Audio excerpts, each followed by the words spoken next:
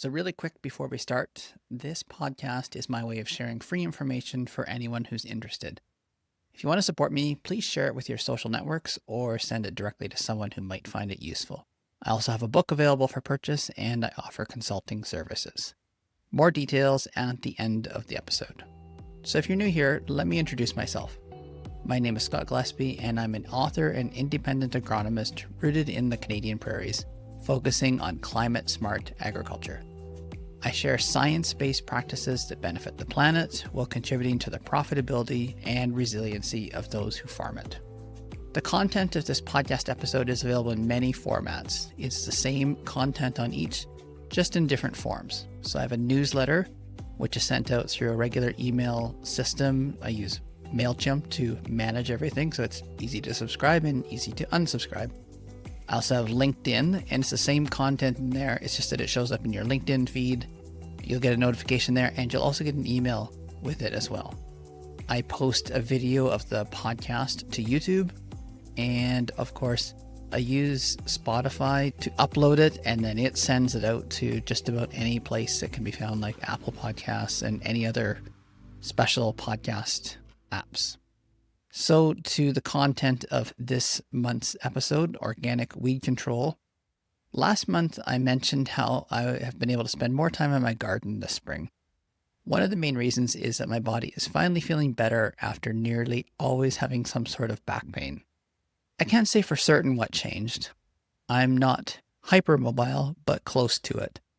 I've stopped many of the recommended stretches. I need to keep tight, not loose, so I still do some bit of stretching, and I found a particular one that seems to keep my hips from getting tight. I believe that muscles deep inside were the ones that were pulling on my hips out of alignment, which then led to back pain. Now, it's taken a few years of trial and error, but things are better now. I've also prioritized gardening. I worked hard to have plans and procedures in place for my agronomy clients, so I wouldn't be scrabbling at this time of year. When the weather was beautiful, I was able to do some early morning gardening before getting on with my day. It's hard for me to garden without thinking about work. However, it's a space where I can apply what I've learned. I've spent a lot of time working with organic producers over the past few years and decided to really put those weed control principles to the test.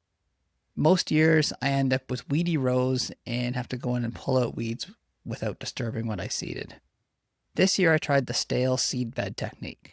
This means working the soil multiple times before seeding to germinate weeds and then kill them. The key is to catch them in the white thread stage, so that's just before they emerge.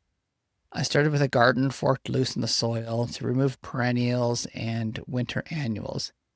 Then I used a Dutch hoe a couple of times in the weeks leading up to seeding. Now that's a sharp, flat blade that runs just under the surface to cut the roots and disturb the seedlings. Next, I timed the seeding based on soil temperature and the upcoming weather forecast. Now, this worked way better than I could have imagined. As an example, I often plant carrots and parsnips early, and then I wait weeks to see them to emerge. This year, they were up in a week. I used long stakes to cover the seeds to retain the moisture so I don't have to water it every day. And then once I saw them coming through, I removed the boards because I knew germination had started. Finally, I did a modified version of blind cultivation. Now, true blind cultivation would go over the seed row, relying on the seeds being deeper than the weeds. But since I knew where the seedlings were, which was under the boards, I hoed beside them to kill the weeds, to kill them at the white thread stage. And then even after emergence of my seeds, of my crop, I continued to do this. A quick pass with no visible weeds eliminated nearly all the germinated ones. Now for those within the rows, I took them out by hand while thinning the seedlings. Now all of these methods definitely work. I have nice clean rows with very few weeds. The trade-off is soil moisture and labor. I've needed to water more due to all the disturbance, and now I've added some compost to help retain the moisture, and I'm hoping that future weeding won't disturb this too much. So let's move on to the article this month. It's called High-Tech Weed Control: Fighting Herbicide Resistance Without Reversing No-Till Gains. So my garden experience is directly right to the article that I'm highlighting this month from my regular contribution to Better Farming Prairies. In it, I talk about how weeds were controlled before herbicide-tolerant crops, rotary harrows, inter-row cultivation were some of the key tools, which is essentially what I'm doing in the garden with rotary harrows, pick things up at the weight thread stage, and the inter-row cultivation after the crop is established. Now, back then, straight rows and precise driving mattered, and of course I found in the garden that I need to be more precise in keeping straight rows where I can find them. Today, GPS and camera recognition enable us to do so much more than with what we have. Now, as the article title suggests, reintroducing tillage for weed control is controversial in no-till circles. I often hear people claim that even one tillage pass undoes all the work of no-till. Now, if that's true, I think your system is extremely fragile.